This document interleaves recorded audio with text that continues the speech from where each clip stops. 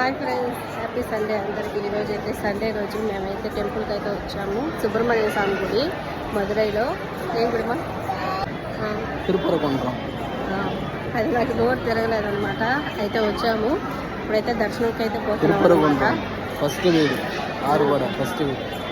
అంటే ఇక్కడే సుబ్రహ్మణ్య స్వామి ఫస్ట్ ఇక్కడే అన్నమాట వచ్చింది గుడి. సుబ్రహ్మణ్య స్వామి పెళ్లి చేసుకున్న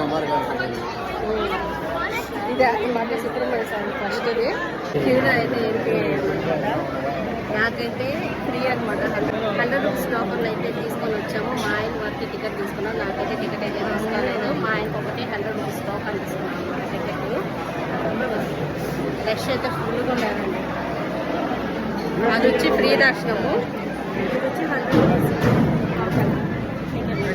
అక్కడ ఒక అమ్మ కావిడి